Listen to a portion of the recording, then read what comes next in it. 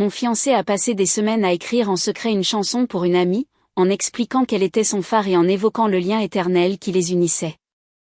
Alors, j'ai écrit une chanson pour les dénoncer tous les deux. Mon fiancé a écrit une chanson pour l'anniversaire de sa meilleure amie. Il n'en a jamais écrit une pour moi. Aurélien et moi étions ensemble depuis 4 ans et fiancés depuis 6 mois quand tout s'est effondré.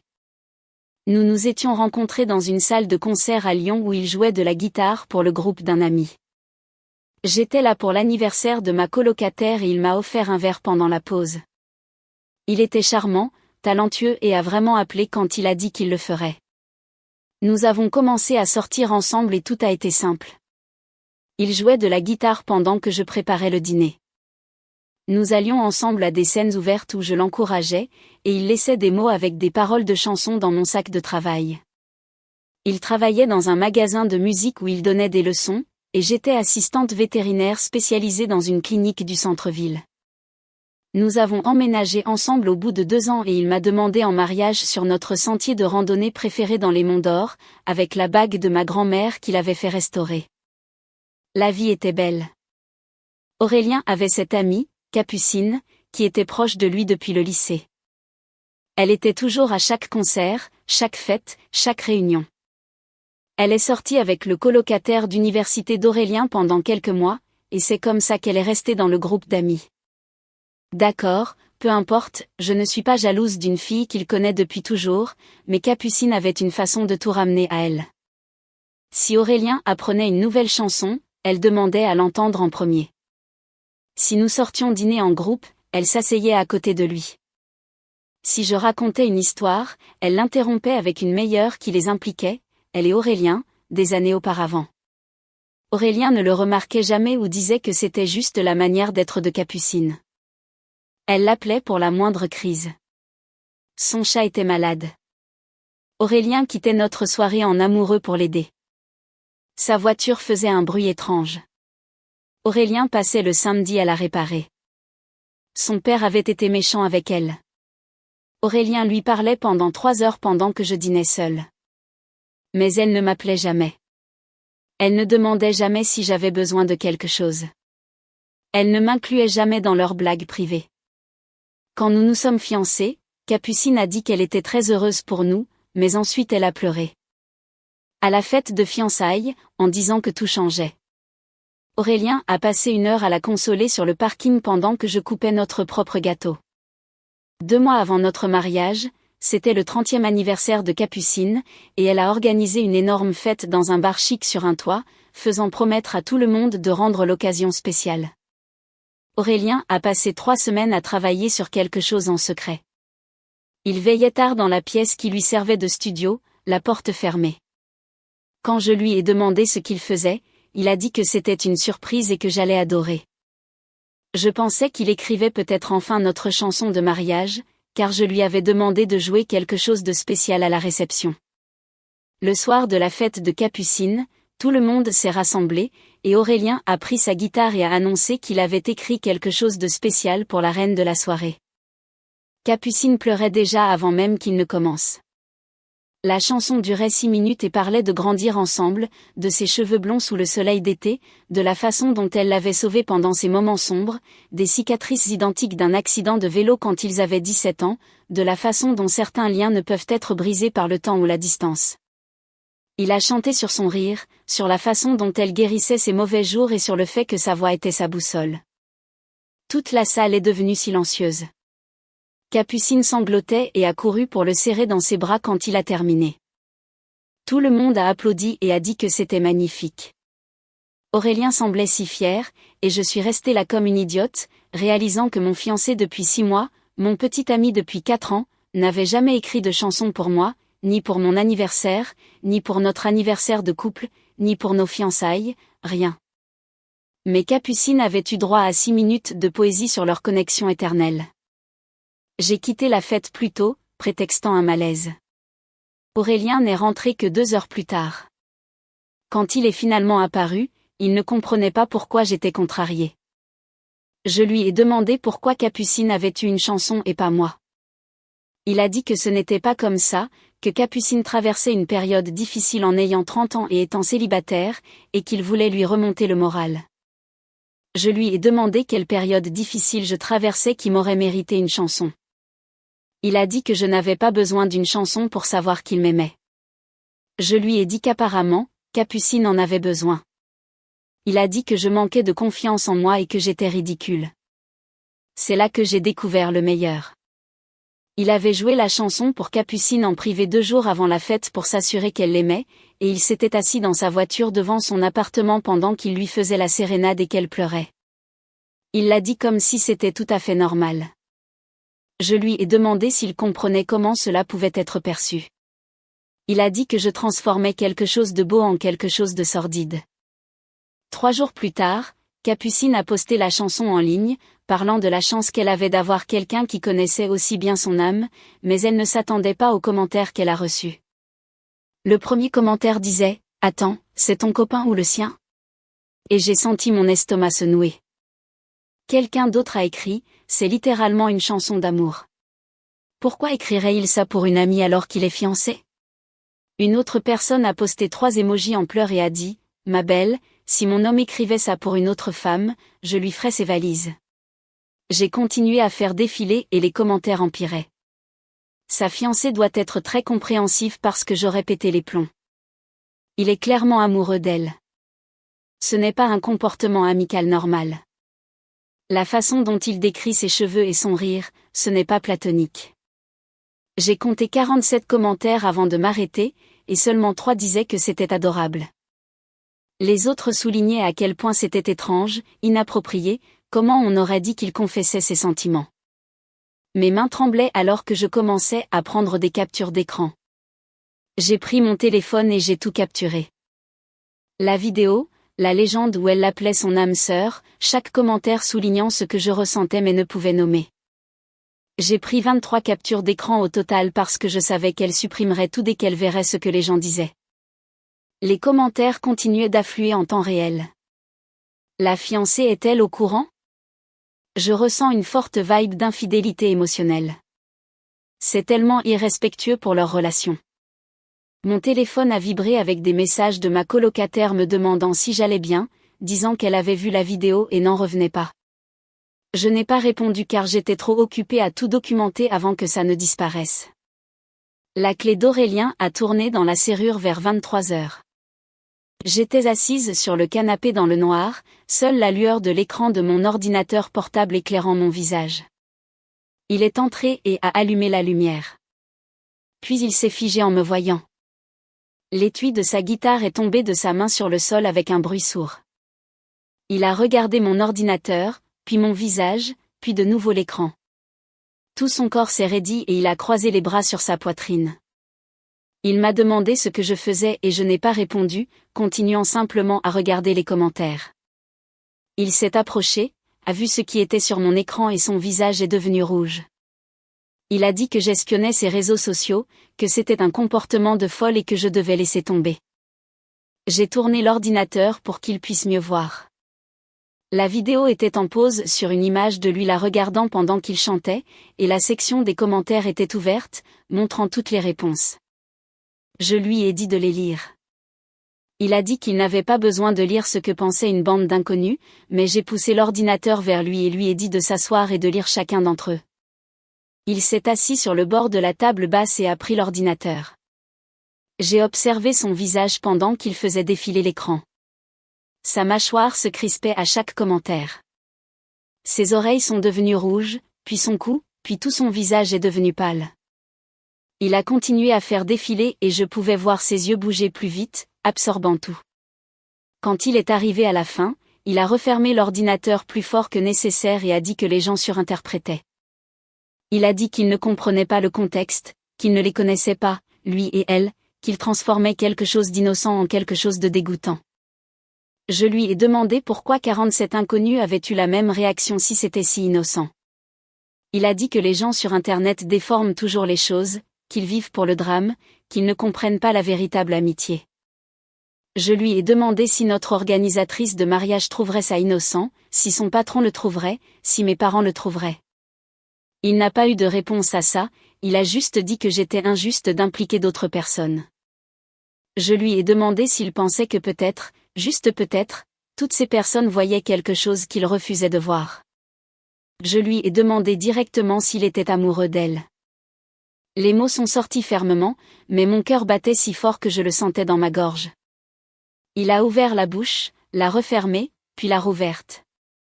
Il a dit, bien sûr que non. Que c'était ridicule, qu'elle était comme une sœur pour lui, mais il regardait le mur derrière moi quand il a dit ça. Pas mon visage. Je lui ai demandé de me regarder et de le répéter. Il a tourné ses yeux vers les miens pendant environ 2 secondes, puis a regardé ses mains. Il a dit qu'elle était de la famille, que je ne comprenais pas leur histoire, que ce qu'ils avaient était complètement différent de ce que nous avions. J'ai souligné que complètement différent n'était pas la même chose que non romantique. Il s'est énervé et a dit que je déformais ses mots, qu'il n'avait pas de sentiment pour elle de cette façon, qu'il n'avait jamais pensé à elle comme ça. Je lui ai demandé pourquoi il avait écrit une chanson d'amour pour elle. Il a alors dit que ce n'était pas une chanson d'amour, c'était une chanson d'amitié et que c'était moi qui rendais les choses bizarres.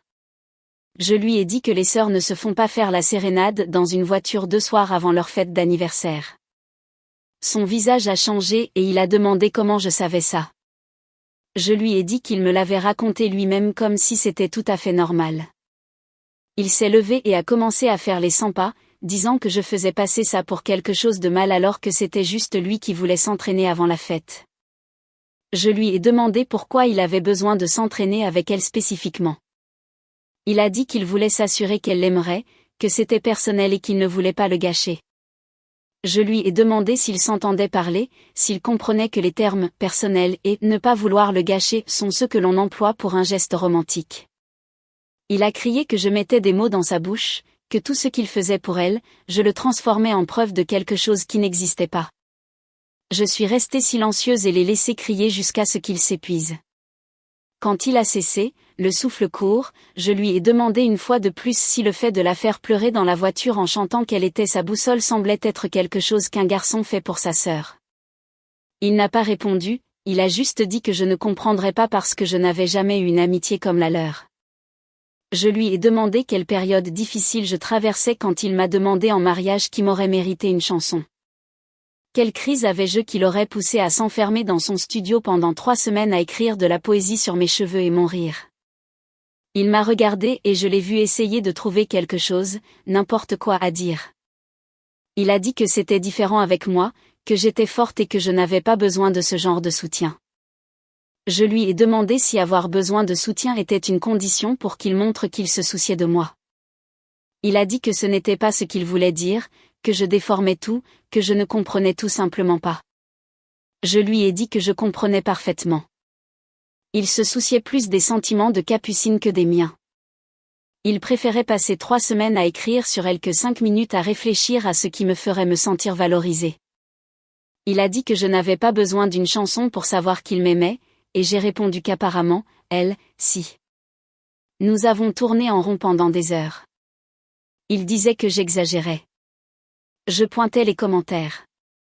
Il disait que les inconnus n'avaient pas d'importance. Je demandais pourquoi leur opinion était si différente de la mienne. Il continuait de dire que je manquais de confiance en moi et que j'étais jalouse. Et je continuais de dire qu'il était émotionnellement indisponible et dans le déni. Vers 2 heures du matin, il a dit que nous devrions aller nous coucher et en reparler plus tard quand nous ne serions pas si agités. Je lui ai dit que je n'allais pas dormir à côté de lui cette nuit-là. Il a demandé où il devait aller et j'ai désigné le canapé. Il a pris une couverture dans le placard et l'a jetée sur les coussins. Puis il est allé dans la chambre et est revenu avec un oreiller. Il a dit que c'était ridicule, que les couples ne dorment pas séparément pour des disputes stupides. Je lui ai dit que ce n'était pas une dispute stupide. Il s'agissait de lui écrivant une chanson d'amour pour une autre femme. Il a dit une fois de plus que ce n'était pas une chanson d'amour et j'ai dit qu'Internet n'était pas d'accord. Il a éteint la lumière et je l'ai entendu taper sur l'oreiller pour essayer de se mettre à l'aise. Je suis restée à l'autre bout du canapé avec mon ordinateur, relisant les captures d'écran. À 3h14 du matin, je l'ai finalement fermé et j'ai essayé de dormir assise. Quand je me suis réveillée à 7 heures, l'appartement était vide.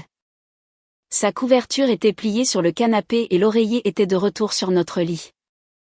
Mais il était parti sans un mot, sans un message, rien. Sa voiture n'était pas sur le parking quand j'ai regardé par la fenêtre. Je me suis préparée pour le travail, bougeant comme si j'étais sous l'eau. Tout semblait lent et lourd. J'ai enfilé ma blouse, attaché mes cheveux et je n'ai pas pris la peine de me maquiller, sachant que j'allais pleurer et tout gâcher de toute façon. Le trajet jusqu'à la clinique vétérinaire a duré 15 minutes et je ne me souviens de rien. Je me suis garée et je suis restée assise dans la voiture pendant 5 minutes, regardant le bâtiment, essayant de me ressaisir suffisamment pour entrer et agir normalement. J'ai tenu jusqu'à la pause déjeuner avant que quelqu'un ne remarque. Je nettoyais une cage à l'arrière quand Cédric est arrivé avec son sandwich et m'a demandé si ça allait. J'ai dit que oui et il a répondu que je fixais la même cage vide depuis 10 minutes sans bouger. J'ai lâché le pulvérisateur et je me suis assise par terre. Il s'est assis à côté de moi, le dos contre le mur, et n'a rien dit pendant 1 minute. Puis il a demandé ce qui s'était passé et j'ai sorti mon téléphone. Je lui ai d'abord montré la vidéo, les 6 minutes entières. Il a regardé sans interrompre et j'ai vu ses sourcils se lever de plus en plus au fur et à mesure que la chanson avançait. Quand ce fut fini, il a dit « Ok », très lentement, comme s'il traitait l'information. Puis je lui ai montré les captures d'écran des commentaires. Il les a fait défiler et a laissé échapper un sifflement bas. Quand il m'a rendu le téléphone, il est resté silencieux 1 seconde. Puis il m'a regardé et a dit « Ma pote, c'est une chanson d'amour ». J'ai senti mes yeux commencer à brûler. Il a continué en me demandant si j'étais sûre qu'il ne se passait rien entre eux. Si je pensais que c'était peut-être plus qu'une simple amitié.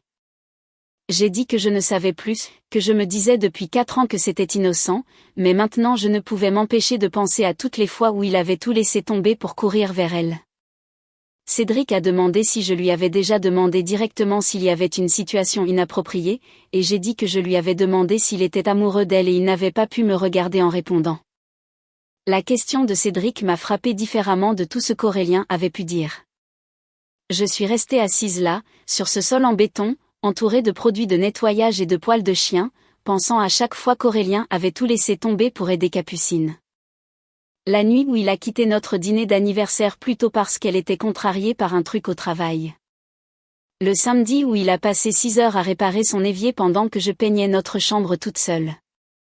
La fois où il a conduit 40 minutes jusqu'à chez elle à minuit parce qu'elle avait entendu un bruit étrange et avait peur. Je me suis dit pendant des années que c'est ce que font les bons amis. Mais maintenant, la voix de Cédric résonnait dans ma tête, me demandant si j'étais sûre qu'il ne se passait rien entre eux.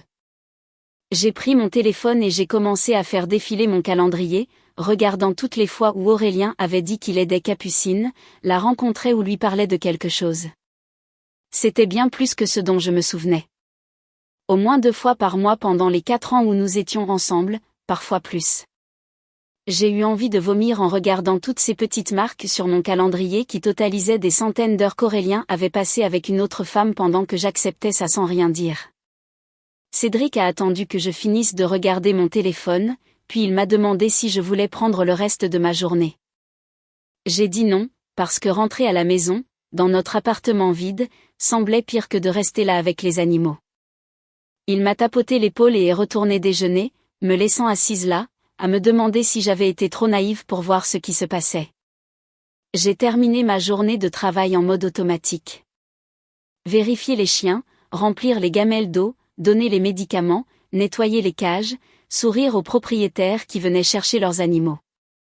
Une dame m'a demandé si je me sentais bien et j'ai menti en disant que j'étais juste fatiguée. Quand j'ai finalement pointé à 18h30, je suis restée assise dans ma voiture pendant 20 minutes avant de pouvoir me forcer à rentrer. Le groupe d'Aurélien répétait le mardi soir, donc je savais qu'il ne serait pas là. Je suis entrée dans notre place de parking et j'ai vu que sa voiture était déjà partie. À l'intérieur de l'appartement, j'ai laissé mon sac à la porte et je suis allée directement à son studio. La porte n'était pas verrouillée. Sa guitare était sur son support, des partitions éparpillées sur la table, et son carnet où il écrivait des paroles était ouvert. Je l'ai pris, sachant que je franchissais une ligne, mais je ne m'en souciais plus. Les pages étaient remplies d'idées de chansons, de progressions d'accords et de couplets à moitié terminés. J'ai feuilleté, cherchant n'importe quoi sur moi. 3 pages sur la pluie, 2 pages sur la conduite de nuit, une section entière sur le manque de quelqu'un, sans préciser qui. Puis j'ai trouvé les pages sur la chanson de Capucine. Il avait écrit une quinzaine de versions différentes des couplets sur ses cheveux et son rire. Il avait barré des mots et réécrit, essayant de les rendre parfaits. Au bas d'une page, il avait écrit « Assure-toi qu'elle sache à quel point elle compte pour moi » et l'avait souligné 2 fois. J'ai pris des photos de ces pages avec mon téléphone. Puis j'ai continué à feuilleter et j'ai trouvé d'autres références éparses à Capucine dans tout le carnet. Une ligne sur ses yeux quand elle est triste, datant d'il y a 2 mois. Un couplet sur la façon dont elle prononce son nom, de l'été dernier. Rien sur moi nulle part. Pas une seule ligne sur mes yeux ou mon rire ou la façon dont je prononce son nom. J'ai remis le carnet exactement comme je l'avais trouvé et j'ai quitté le studio. Dans notre chambre, j'ai ouvert son placard et j'ai regardé tous ses vêtements suspendus là, à côté des miens, comme si nous étions un couple normal. J'ai ouvert les tiroirs de sa commode, ne sachant même pas ce que je cherchais. Tout était normal. Des chaussettes, des chemises, la montre que je lui avais offerte à Noël l'année dernière. J'ai refermé les tiroirs et je me suis assise sur notre lit, me sentant folle de fouiller, mais sentant aussi que j'en avais parfaitement le droit après ce que j'avais trouvé dans ce carnet. Mon téléphone a vibré. C'était Geneviève qui me demandait comment j'allais. Je l'ai appelée au lieu de lui envoyer un message. Quand elle a répondu, j'ai commencé à pleurer avant même de pouvoir dire bonjour. Elle m'a demandé ce qui s'était passé et je lui ai parlé de la question de Cédric et d'avoir fouillé dans le carnet d'Aurélien et trouvé toutes ses références à Capucine. Geneviève est restée silencieuse une seconde, puis elle a dit exactement ce que j'avais besoin d'entendre. Elle a dit qu'Aurélien me traitait comme l'autre femme dans ma propre relation depuis des années et que je le laissais faire parce que je ne voulais pas paraître jalouse ou peu sûre de moi. Elle a dit qu'un homme qui consacre autant de temps et d'énergie émotionnelle à une autre femme n'est pas disponible pour être le mari de qui que ce soit. Elle a dit que je devais décider si j'acceptais d'être le second choix pour le reste de ma vie, parce que c'est ce à quoi je m'engageais si je l'épousais. J'ai pleuré plus fort parce qu'entendre quelqu'un d'autre dire ça à voix haute rendait tout cela réel. Geneviève m'a dit de faire une valise et de venir chez elle, mais j'ai dit non, parce que je devais d'abord parler à Aurélien. Elle m'a fait promettre d'appeler si les choses tournaient mal. Après avoir raccroché, je me suis lavé le visage et j'ai essayé de me ressaisir. Aurélien est rentré vers 21h30. Il est entré joyeusement en me demandant comment s'était passée ma journée et je l'ai juste regardé. Il a cessé de sourire et a demandé ce qui n'allait pas. Je lui ai demandé directement s'il avait une relation inappropriée avec Capucine. Son visage est devenu blanc et il a dit non. Immédiatement, il a demandé comment je pouvais même penser ça. J'ai dit que c'était parce qu'il passait plus de temps à penser à elle qu'à moi. Parce qu'il avait écrit une chanson d'amour pour elle et avait des pages de paroles sur elle dans son carnet et rien sur moi. Il a demandé si j'avais fouillé dans son carnet privé et s'est mis en colère parce que j'avais envahi sa vie privée. J'ai dit que sa vie privée avait disparu quand il avait fait la sérénade à une autre femme dans sa voiture. Nous nous sommes disputés pendant une autre heure, tournant en rond, lui disant que j'étais paranoïaque et moi disant qu'il était aveugle à l'inconvenance de tout ce qui concernait Capucine. Finalement, vers 23h, j'ai dit que j'avais fini de parler et je suis allée me coucher. Il m'a suivi, me demandant où nous allions à partir de là, et j'ai dit que je ne savais pas, mais que j'avais besoin d'espace pour réfléchir. Il a dormi sur le canapé à nouveau sans que j'aie à le demander cette fois. Le lendemain matin, je me suis réveillée avec mon téléphone qui vibrait. Geneviève appelait, disant qu'elle venait avec Garance.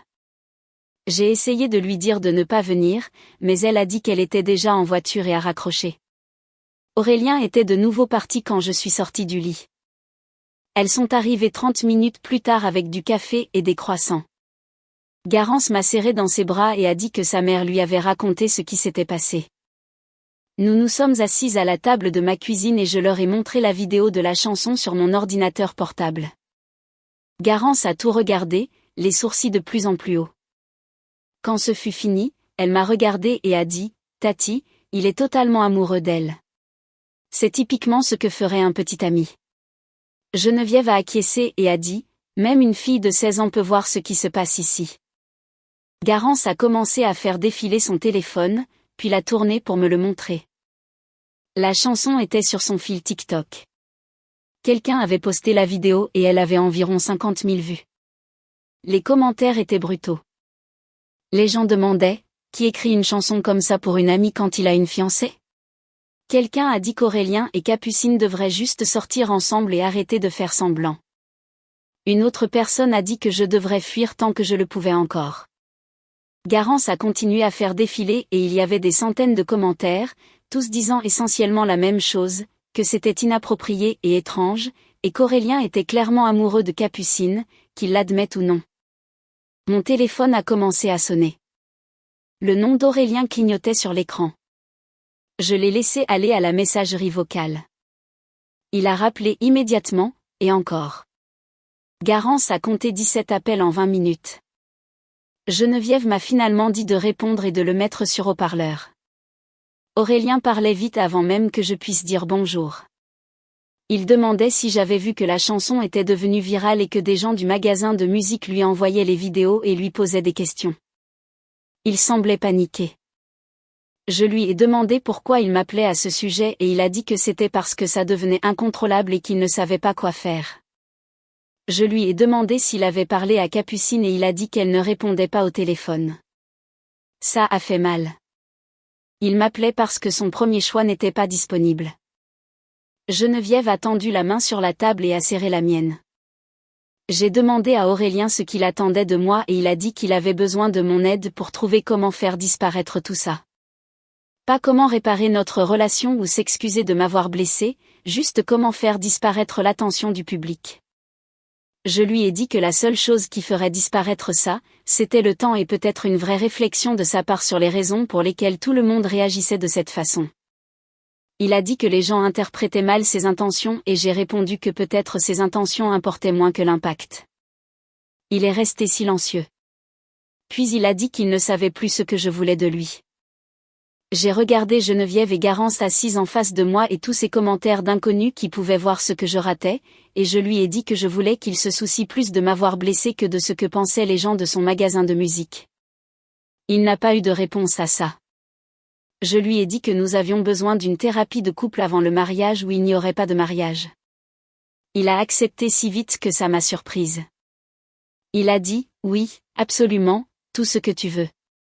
Nous ferons une thérapie.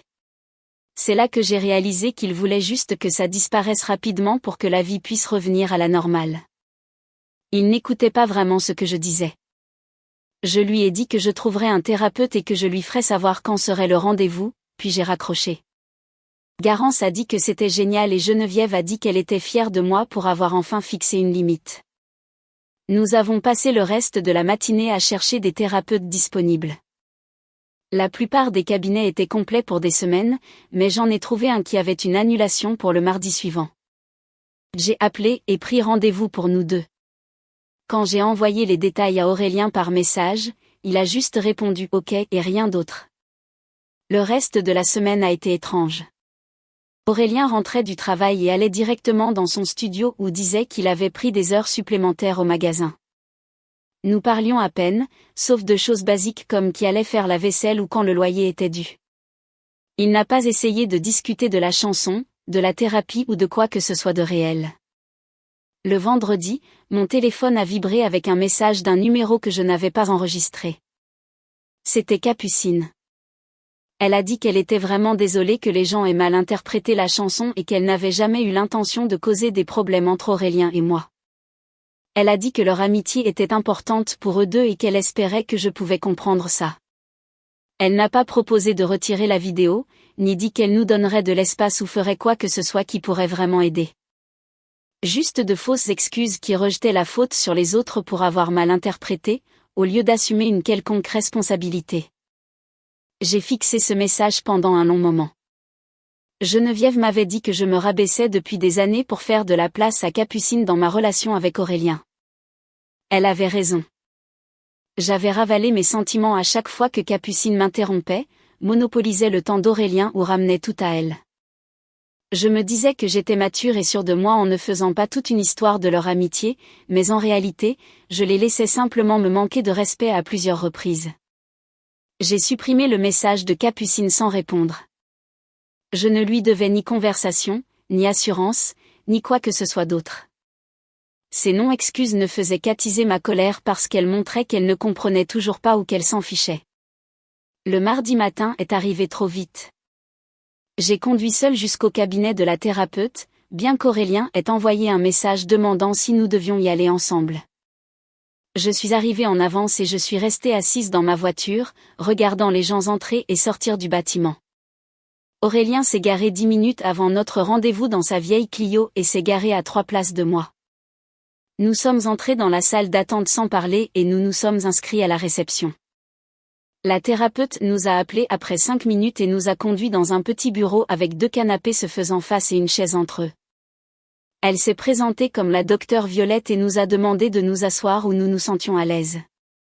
Aurélien s'est assis sur un canapé et je me suis assise sur l'autre plutôt qu'à côté de lui. La docteure Violette l'a remarqué et a noté quelque chose dans son carnet. Elle a commencé par demander à Aurélien d'expliquer pourquoi nous étions là et ce qui nous avait amenés en thérapie. Aurélien s'est tortillé sur son siège et a regardé ses mains en parlant d'écrire une chanson pour l'anniversaire de Capucine et de la façon dont j'avais été contrariée par ça. Il a fait comme si j'avais surréagi à un simple geste entre amis. La docteure Violette a hoché la tête et lui a demandé de décrire pourquoi il avait écrit la chanson en premier lieu. Aurélien s'est redressé et tout son visage a changé comme s'il était excité d'expliquer. Il a parlé pendant au moins 10 minutes de la façon dont Capucine traversait une période très difficile à l'approche de ses 30 ans, célibataire alors que toutes ses amies se mariaient et avaient des enfants. Il a dit qu'elle l'avait appelé en pleurs quelques semaines avant son anniversaire, disant qu'elle se sentait perdue et seule, et qu'elle ne savait plus quel était son but. Il a dit qu'il voulait lui rappeler qu'elle était appréciée et aimée, et qu'elle comptait pour les gens, surtout pour lui, parce qu'ils avaient traversé tant de choses ensemble au fil des ans. Il a décrit leur amitié comme une chose sacrée qui devait être protégée et entretenue. La docteure Violette a écouté sans interrompre et a continué à prendre des notes. Quand Aurélien a terminé, elle s'est tournée vers moi et a demandé comment je me sentais en entendant cette explication. J'ai dit que ça semblait charmant, sauf que mon fiancé n'avait jamais ressenti le besoin de me rappeler que j'étais appréciée et aimée à travers une chanson de 6 minutes. La docteure Violette a regardé de nouveau Aurélien et lui a demandé directement pourquoi il n'avait jamais écrit de chanson pour moi. Aurélien a cligné des yeux plusieurs fois comme si la question le déconcertait. Il a dit que je n'avais jamais eu besoin de ce genre d'assurance parce que j'étais confiante et sûre de moi et de notre relation. Il a dit que Capucine luttait avec son estime de soi et avait besoin d'un soutien supplémentaire, alors que j'étais forte et indépendante et n'avais pas besoin qu'il me valide de cette façon. J'ai senti quelque chose se briser dans ma poitrine en l'entendant dire ça à voix haute. La docteure Violette m'a demandé ce qui se passait pour moi à ce moment-là et j'ai complètement perdu le contrôle. Ma voix est devenue forte et tremblante et j'ai demandé à Aurélien s'il avait déjà envisagé que peut-être, moi aussi, je voulais me sentir appréciée et aimée. J'ai dit que j'en avais peut-être marre d'être la forte qui n'a besoin de rien pendant qu'il déversait toute son énergie émotionnelle sur une autre femme. J'ai dit, peut-être que je voulais que quelqu'un me voie en difficulté et m'écrive de la poésie sur l'importance que j'avais pour lui. J'ai dit, peut-être que « sûr de moi » ne signifiait pas que je ne voulais pas que mon fiancé me fasse sentir spécial au lieu de me prendre pour acquise parce que je ne pleurais pas avec lui sur le fait d'être célibataire et perdu. La bouche d'Aurélien s'est ouverte et il m'a regardé comme si je venais de dire que le ciel était vert. Il semblait sincèrement surpris, comme si cette pensée ne lui avait jamais traversé l'esprit en 4 ans ensemble. La docteure Violette a laissé le silence planer 1 minute avant de parler. Elle a dit à Aurélien que c'était un angle mort majeur dans sa conscience émotionnelle et lui a demandé s'il comprenait ce que je disais. Aurélien a hoché la tête lentement et a dit qu'il pensait ne jamais avoir vu les choses de cette façon, affirmant qu'il avait toujours supposé que je savais ce qu'il ressentait et qu'il n'avait pas besoin de le prouver parce que nous étions un couple solide. La docteure Violette a souligné que les suppositions dans les relations conduisent souvent un partenaire à se sentir négligé tandis que l'autre pense que tout va bien. Expliquant qu'Aurélien fonctionnait sur la croyance que Capucine avait plus besoin de lui que moi, ce qui créait un déséquilibre où Capucine recevait son effort émotionnel et moi, la supposition que j'allais bien. La séance s'est terminée avec la docteure Violette nous donnant des devoirs. Elle a dit à Aurélien d'écrire des choses spécifiques qu'il appréciait chez moi et pourquoi. Pas des choses génériques, mais des observations détaillées et réelles. Et à moi, elle a dit d'écrire ce dont j'avais vraiment besoin de lui émotionnellement au lieu d'attendre qu'il le devine. Elle nous a demandé de partir dans des voitures séparées et de passer la soirée séparément à travailler sur nos listes. Aurélien a essayé de me parler sur le parking, mais je suis allée directement à ma voiture et je suis partie, retournant chez Geneviève où je me suis assise à la table de sa cuisine, fixant une feuille de papier blanche jusqu'à ce que Garance rentre de l'école et me demande comment s'était passée la thérapie. Je lui ai dit que c'était difficile et qu'Aurélien ne comprenait vraiment pas pourquoi j'étais contrariée, ce à quoi elle a levé les yeux au ciel, a dit que les garçons étaient stupides et est partie dans sa chambre.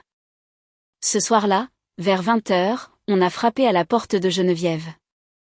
Elle a ouvert et est revenue en disant qu'un certain Benoît demandait à me voir. Je suis allée à la porte et j'ai trouvé Benoît sur le porche, l'air mal à l'aise, disant qu'il devait me parler de quelque chose qui le dérangeait. Je l'ai donc fait entrer et nous nous sommes assis dans le salon pendant que Geneviève disparaissait à l'étage pour nous laisser de l'intimité. Benoît m'a dit qu'il était dans la voiture quand Aurélien a joué la chanson pour Capucine en privé 2 jours avant sa fête, avouant qu'il se sentait mal de ne rien avoir dit plus tôt, mais qu'il ne voulait pas s'impliquer dans des problèmes de couple.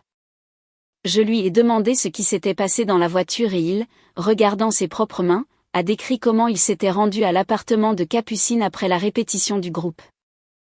Aurélien lui a demandé d'attendre sur la banquette arrière pendant qu'il jouait la chanson, racontant que Capucine était sortie, s'était assise sur le siège avant et qu'Aurélien avait joué toute la chanson pendant qu'elle pleurait.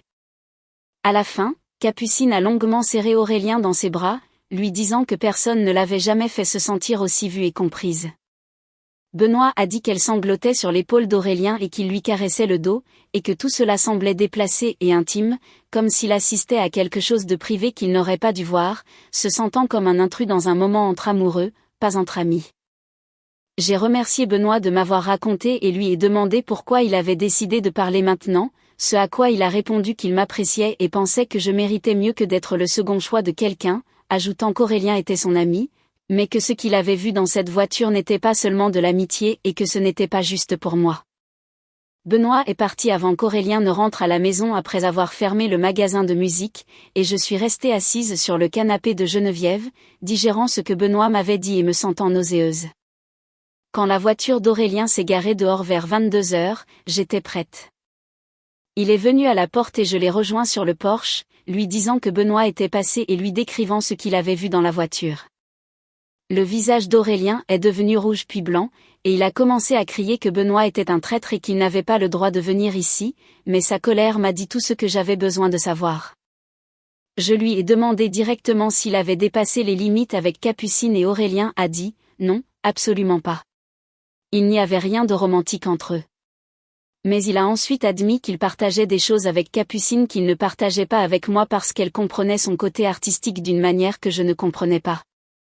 Je suis restée debout sur ce porche, réalisant que mon fiancé venait de me dire que sa meilleure amie le comprenait mieux que moi.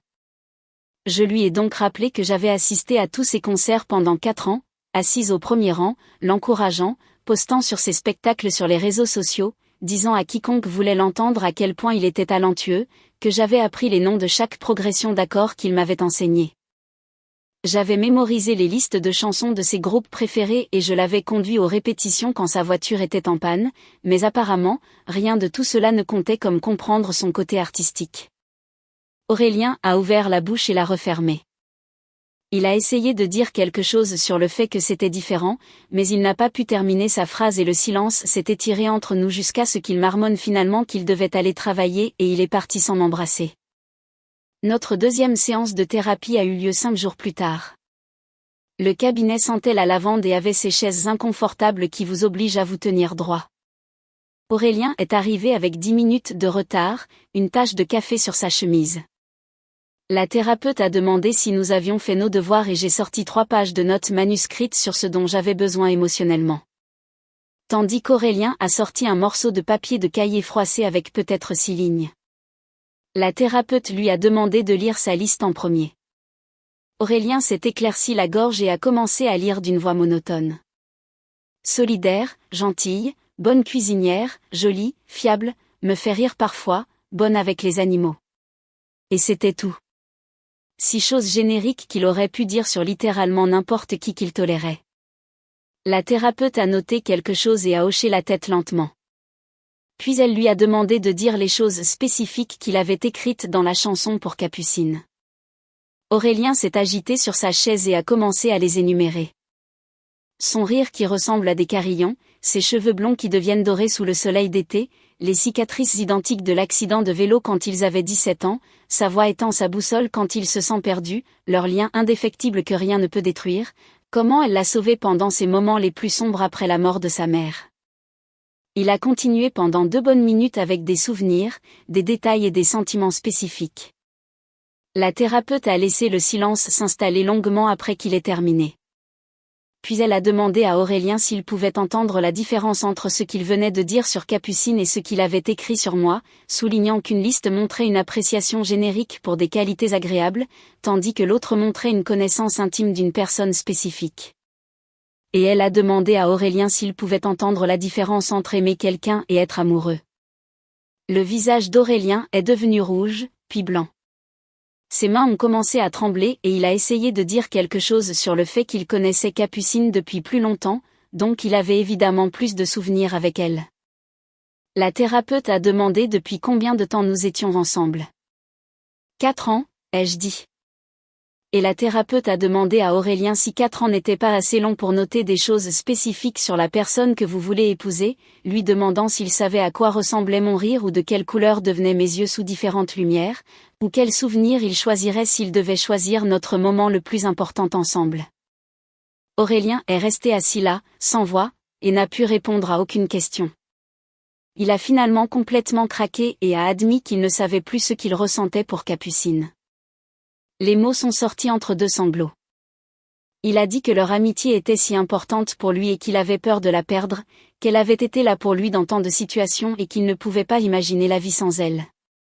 Mais ensuite, il a attrapé ma main et a dit qu'il m'aimait et voulait m'épouser, qu'il avait été un idiot et qu'il voulait arranger les choses.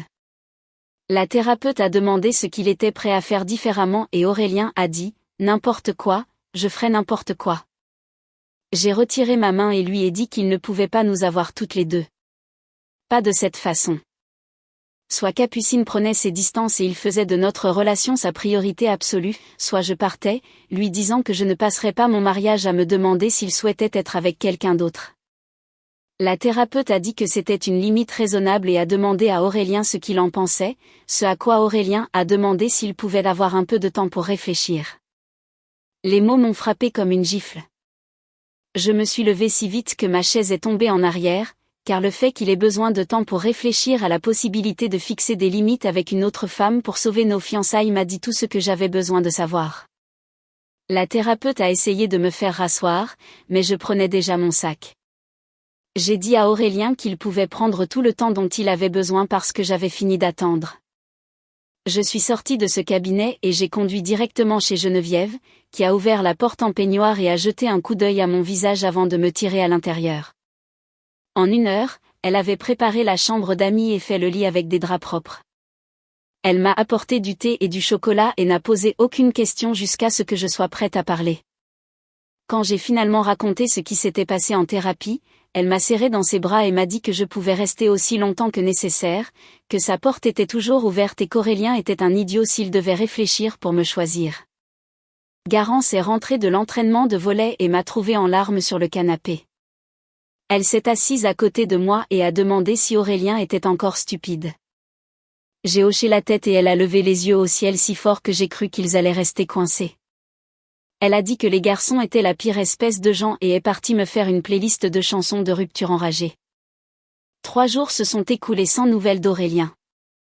Pas d'appel, pas de message, pas d'apparition à la porte de Geneviève.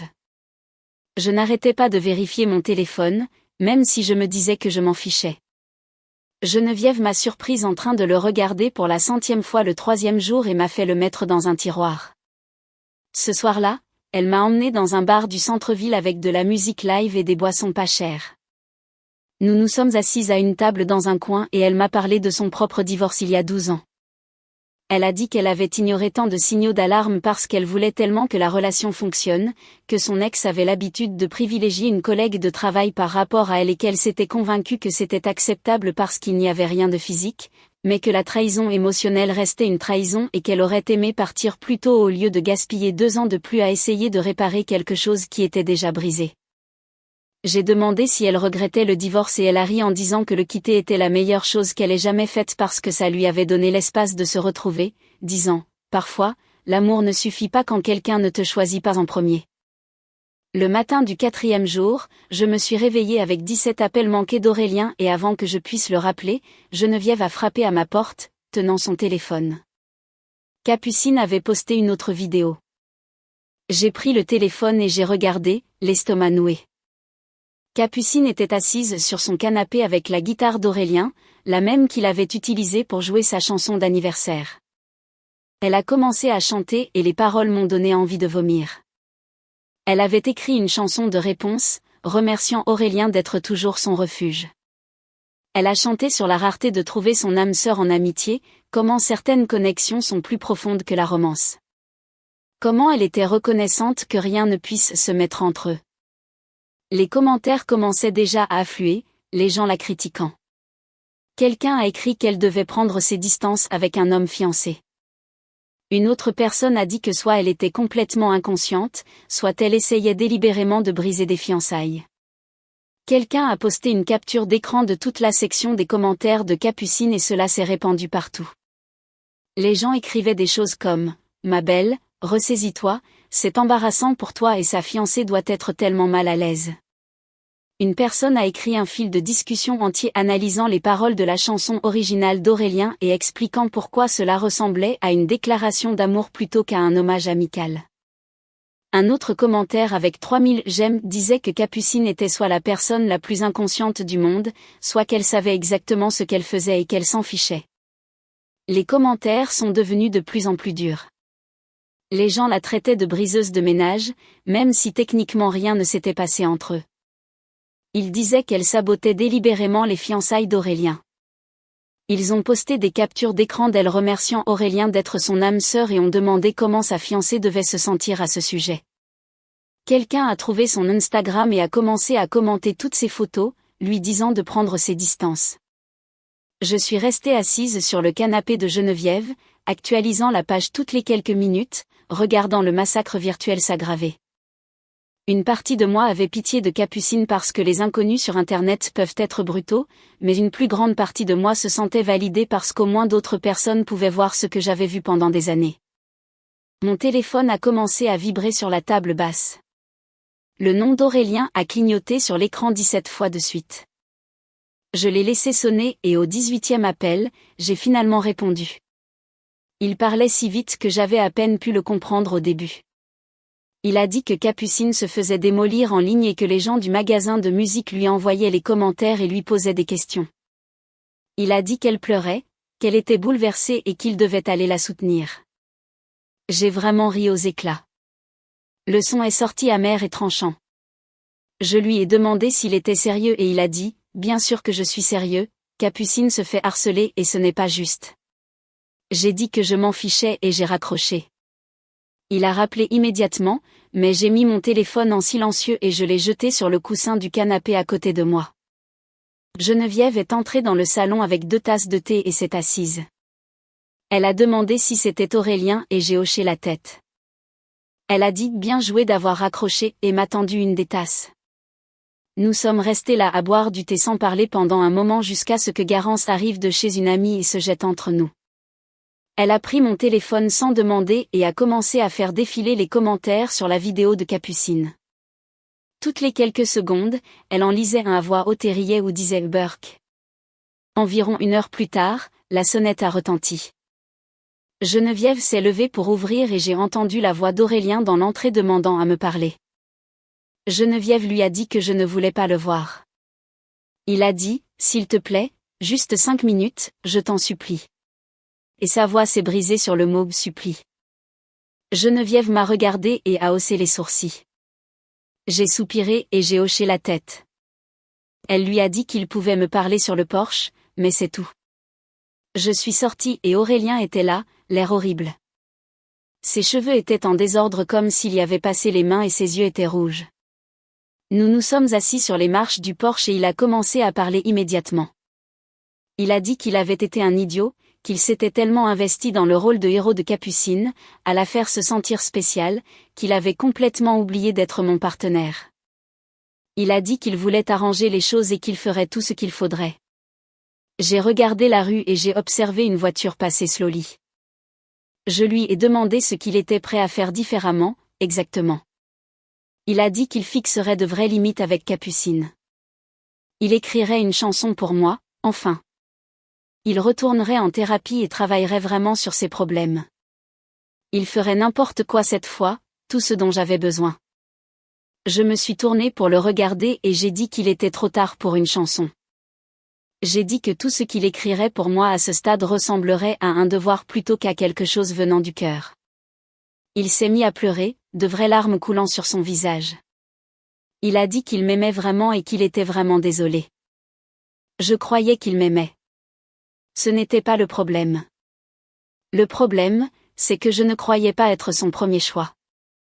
Je lui ai dit que j'avais besoin de voir de vrais changements, pas seulement d'entendre des promesses. J'ai dit que cela signifiait qu'il devait avoir une conversation sérieuse avec Capucine sur les limites et sur ce que leur amitié pouvait et ne pouvait plus être. Aurélien a essuyé son visage avec sa manche et a hoché la tête. Il a dit qu'il le ferait, qu'il lui parlerait cette semaine. Puis il s'est levé et est retourné à sa voiture. Je l'ai regardé s'éloigner et je suis rentrée. 2 jours se sont écoulés sans rien.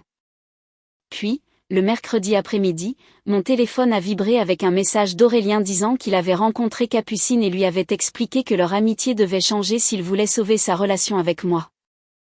Je me suis assise sur le lit d'amis chez Geneviève et j'ai lu le message 3 fois. J'ai répondu en demandant comment ça s'était passé et il a dit « pas bien ». Capucine ne l'avait pas bien pris du tout. Elle l'a accusé de me choisir au détriment de leur amitié de longue date. Elle a dit que j'étais contrôlante et jalouse et que j'essayais de l'éloigner depuis le premier jour. Elle a dit à Aurélien qu'il regretterait de m'avoir laissé me mettre entre eux. Mes mains tremblaient en lisant sa description de la conversation. J'ai demandé ce qu'il avait répondu. Aurélien a dit qu'il avait tenu bon. Il a dit à Capucine que sa réaction prouvait exactement ce que je disais. Il a dit qu'elle l'avait traité comme son petit ami émotionnel tout en s'attendant à ce que je l'accepte sans rien dire. Il a dit que certaines limites étaient normales et saines, et si elle ne pouvait pas les respecter, alors peut-être que leur amitié n'était pas aussi solide qu'il le pensait. J'ai regardé mon téléphone, lisant le message d'Aurélien sur sa confrontation avec Capucine, et j'ai senti quelque chose changer en moi. C'était la première fois en 4 ans qu'il choisissait mes sentiments plutôt que les siens sans que j'aie à le supplier. Il lui avait vraiment dit non et avait maintenu sa position même quand elle a essayé de le faire culpabiliser. Cela signifiait quelque chose. Même si j'étais encore en colère pour tout ce qui s'était passé avant. La colère n'a pas disparu juste parce qu'il a finalement fait une chose correcte. J'ai envoyé un message demandant si Capucine avait dit autre chose et Aurélien m'a appelé au lieu de répondre par message. Sa voix semblait fatiguée quand il a répondu et il m'a dit que Capucine lui avait envoyé près de 20 messages depuis leur conversation. Elle n'arrêtait pas de dire qu'elle ne pouvait pas croire qu'ils jetaient leur amitié par-dessus bord pour quelqu'un qui ne comprenait pas le lien qui les unissait. Elle a dit que j'essayais de le contrôler et que les vrais amis ne s'abandonnent pas. Aurélien a dit qu'il avait arrêté de répondre après le 5e message parce que rien de ce qu'il disait ne semblait passer. J'ai demandé comment il se sentait à ce sujet et il y a eu une longue pause avant qu'il ne dise que ça faisait mal, mais qu'il savait que c'était nécessaire. Il a dit qu'il réfléchissait beaucoup à ce que la thérapeute avait dit lors de nos séances et qu'il commençait à voir à quel point certaines de ses priorités étaient confuses. C'était bien, mais j'avais encore besoin de voir s'il pouvait maintenir cela sur le long terme. La semaine suivante, nous avons eu nos séances de thérapie individuelle le même jour à des heures différentes. J'y suis allée le matin et j'ai passé l'heure à parler de confiance et de la possibilité de la reconstruire après m'être sentie comme l'autre femme dans ma propre relation pendant si longtemps. La thérapeute m'a demandé ce qu'il faudrait pour que je me sente à nouveau en sécurité avec Aurélien et j'ai réalisé que je n'avais pas de réponse claire. Je savais ce que je ne voulais pas, c'est-à-dire plus d'appels tard le soir avec Capucine et plus de chansons sur leur connexion éternelle, mais déterminer ce dont j'avais vraiment besoin semblait plus difficile. La thérapeute a dit que c'était normal et m'a donné comme devoir d'écrire les limites spécifiques que je voulais établir. Quand Aurélien a eu sa séance cet après-midi-là, il m'a envoyé un message après pour dire que c'était intense. Il a dit que la thérapeute l'avait fait examiner ses schémas de gestion des relations, et que ce n'était pas joli.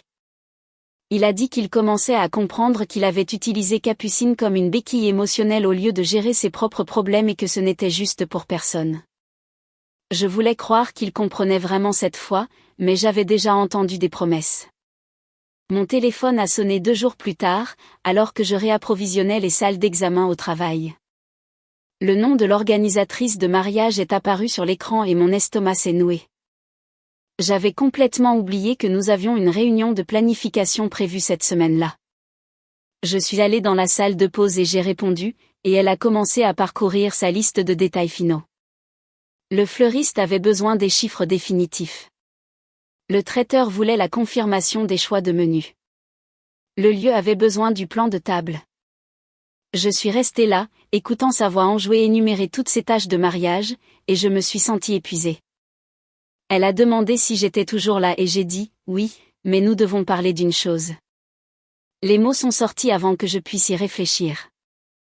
Je lui ai dit que nous devions reporter le mariage parce que nous n'étions pas prêts.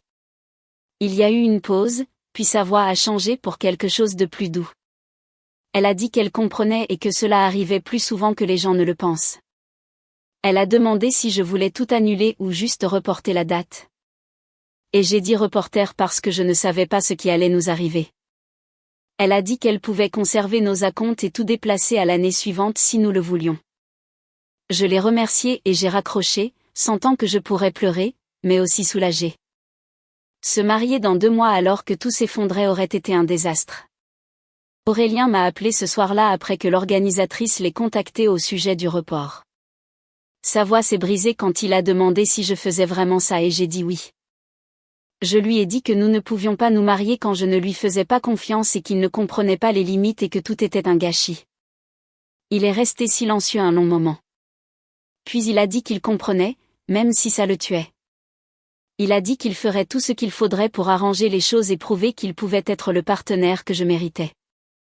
Je lui ai dit que j'avais besoin d'espace pour comprendre ce que je voulais et il a dit que c'était d'accord. Le lendemain, il est passé à notre appartement pendant que j'étais au travail et a emballé certaines de ses affaires. Il m'a laissé un mot disant qu'il restait chez Benoît pour un moment et qu'il m'aimait. Rentrer à la maison et trouver des placards à moitié vides et sa guitare manquante dans le coin a rendu tout cela réel d'une manière qui ne l'avait pas été avant. J'ai appelé Geneviève et elle est venue avec du vin et m'a laissé pleurer sur son canapé. La première semaine sans Aurélien dans l'appartement était étrange. Je m'attendais toujours à l'entendre jouer de la guitare dans l'autre pièce ou à trouver ses chaussures près de la porte. L'endroit était très silencieux et très vide, mais aussi un peu paisible. Je pouvais regarder ce que je voulais à la télé sans qu'il ne demande des documentaires sur la musique. Je pouvais préparer le dîner sans me soucier de l'horaire de ses cours. Je pouvais aller me coucher sans me demander si Capucine appellerait pour une urgence. Geneviève prenait de mes nouvelles tous les jours et Garance m'envoyait des vidéos amusantes pour me remonter le moral. Au travail, Cédric a remarqué que j'avais l'air différente et a demandé si tout allait bien.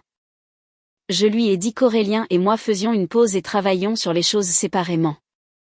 Il a hoché la tête et a dit que parfois les gens ont besoin d'espace pour comprendre ce qu'ils veulent vraiment. Environ 2 semaines après le déménagement d'Aurélien, une lettre est apparue dans ma boîte aux lettres avec son écriture sur l'enveloppe. J'ai failli ne pas l'ouvrir, mais la curiosité l'a emporté. À l'intérieur, il y avait 3 pages où il écrivait des choses spécifiques qu'il appréciait chez moi. Pas des choses génériques comme avant, mais de vrais souvenirs détaillés. Il a écrit sur la fois où je suis restée éveillée toute la nuit pour l'aider à se préparer pour une grande audition, même si j'avais un service tôt le lendemain. Il a écrit sur la façon dont je me souvenais toujours des noms de ses élèves et que je prenais de leurs nouvelles.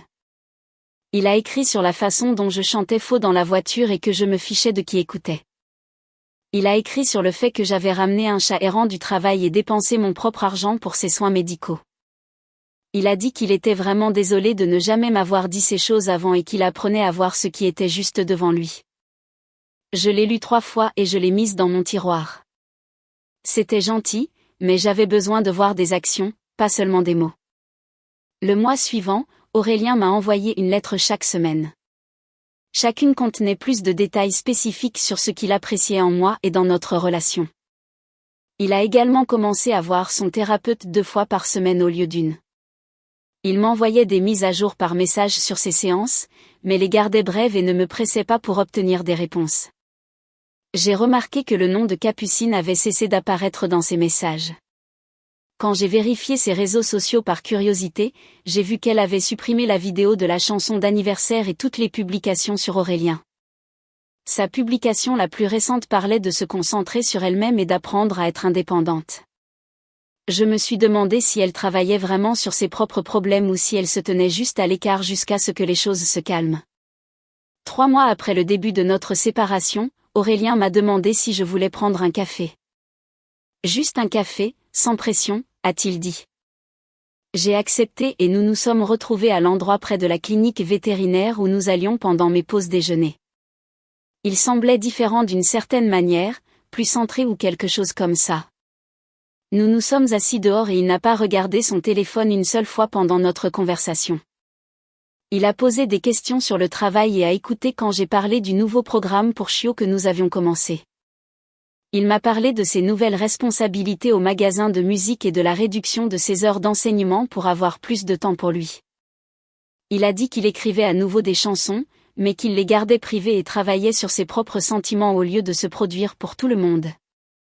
Quand nous nous sommes dit au revoir, il m'a serré dans ses bras et c'était familier, mais aussi différent, comme si nous repartions de zéro au lieu de reprendre là où nous nous étions arrêtés. Dans les semaines qui ont suivi, nous nous sommes vus quelques fois de plus, toujours en public, toujours de manière décontractée. Il planifiait de vraies activités au lieu de simplement suggérer de passer du temps ensemble. Nous sommes allés au musée des Beaux-Arts, au marché de la Croix-Rousse et voir un film que je voulais voir. Il gardait son téléphone dans sa poche et se concentrait sur le fait d'être présent. C'était comme sortir avec quelqu'un de nouveau, sauf que je connaissais déjà toutes ses histoires. Je commençais lentement à lui faire à nouveau confiance, mais je me sentais aussi différente maintenant. Je n'allais pas ignorer les signaux d'alarme ou me rabaisser pour maintenir la paix. Un soir, nous dînions au restaurant et je lui ai dit directement que s'il me faisait à nouveau sentir comme une seconde option par rapport à une autre femme, ce serait fini pour de bon. Plus de seconde chance, plus de thérapie, juste la fin. Il m'a regardé dans les yeux et a dit qu'il comprenait et qu'il ne laisserait pas ça arriver. Il a dit que me perdre avait été le signal d'alarme dont il avait besoin pour voir à quel point il gâchait tout. Je voulais le croire, et je choisissais de lui donner une autre chance, mais je gardais aussi les yeux ouverts. Environ un mois après que nous ayons recommencé à sortir ensemble, Aurélien m'a dit qu'il s'était inscrit à un cours d'écriture de chansons à l'université populaire. Il a dit qu'il voulait s'améliorer dans l'expression de ses sentiments à travers la musique, mais aussi apprendre à fixer des limites autour de cela. Il a dit que le cours l'aidait à comprendre que chaque sentiment n'avait pas besoin d'être transformé en une performance. Quelques semaines après le début du cours, il m'a invité à une scène ouverte où les étudiants partageaient leur travail. J'ai failli dire non parce que j'étais nerveuse à l'idée de ce qu'il pourrait présenter, mais j'y suis allée quand même. Quand son tour est venu, il est monté avec sa guitare et a dit qu'il avait écrit quelque chose sur l'apprentissage de la reconnaissance de l'amour quand il est juste devant vous. La chanson parlait d'être aveugle à ce qui compte et de presque tout perdre à cause de cela. Il a chanté sur le fait de prendre pour acquis la personne qui était là tous les jours tout en cherchant la validation de quelqu'un qui le laissait dans le doute. Il a chanté sur l'apprentissage de la différence entre le confort et un véritable partenariat. Quand il a terminé, il m'a regardé droit dans les yeux et a dédié la chanson à la personne qu'il avait assez aimée pour exiger mieux.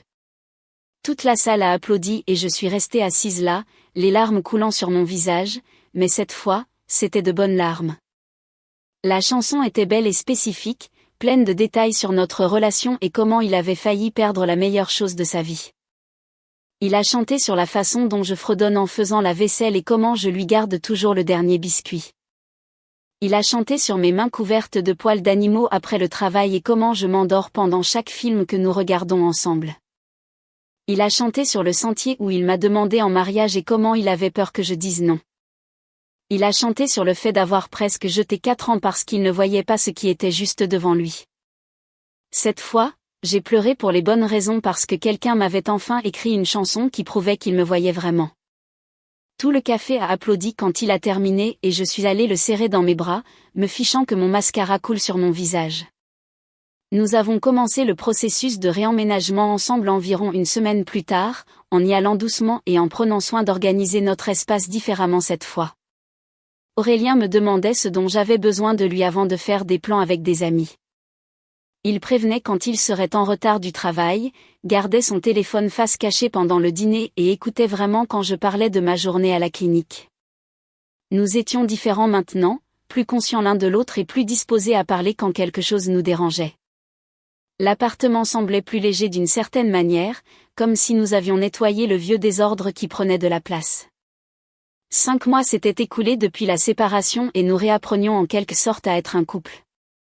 Aurélien maintenait une distance appropriée avec les autres personnes de sa vie, pas seulement avec son ami, mais avec tout le monde, car il avait enfin compris qu'être le partenaire de quelqu'un signifiait le prioriser. Un soir, environ 3 mois après notre réemménagement, Aurélien est rentré du magasin de musique et m'a dit que son ami avait reçu une offre d'emploi dans une autre ville. Il l'a dit de manière factuelle, comme s'il me parlait du temps ou de ce qu'il avait mangé à midi. J'ai observé attentivement son visage, cherchant des signes de contrariété ou de dévastation, mais il a juste haussé les épaules et a dit que c'était probablement bien pour elle d'avoir un nouveau départ quelque part. Cette réaction m'a montré une réelle croissance dans ses priorités, qu'il pouvait être heureux pour quelqu'un sans que les changements de vie de cette personne ne tournent autour de lui et de ses sentiments. Nous avons parlé de nos plans de mariage ce soir-là, assis sur le canapé avec des boîtes de plats à emporter sur la table basse. Je lui ai dit que je voulais reprogrammer pour l'année suivante, nous donnant le temps de construire une base plus solide avant de prendre cet engagement. Aurélien a immédiatement accepté et a dit qu'il voulait que nous soyons complètement solides avant de nous tenir devant tout le monde et de faire des promesses. L'organisatrice a été compréhensive lorsque nous l'avons appelée le lendemain et elle a conservé nos acomptes pour la nouvelle date. Et je me sentais vraiment encouragée maintenant parce que j'avais enfin l'impression d'épouser quelqu'un qui me voyait comme son premier choix, pas comme son plan de secours quand sa meilleure amie n'est pas disponible. Commentaire: j'espère que cette histoire résonne en vous, non pas pour la peine qu'elle contient, mais pour la force qu'elle révèle. Parfois, le plus grand acte d'amour est de se choisir soi-même en premier. Apprendre à poser des limites claires n'est pas un signe de méfiance, mais une preuve de respect pour soi et pour autrui. La guérison d'une relation brisée demande une responsabilité partagée et un désir sincère de changer. Être bienveillant envers les autres ne doit jamais se faire au détriment de votre propre paix intérieure. Vous méritez une relation où vous n'avez jamais à douter d'être votre priorité. Le chemin vers la guérison peut être long, mais chaque pas compte pour reconstruire la confiance en soi. Rappelez-vous que vous avez toujours le choix de redéfinir ce que vous acceptez dans votre vie. Prenez soin de votre cœur et entourez-vous de personnes qui le voient comme un trésor. Cette histoire vous a plu?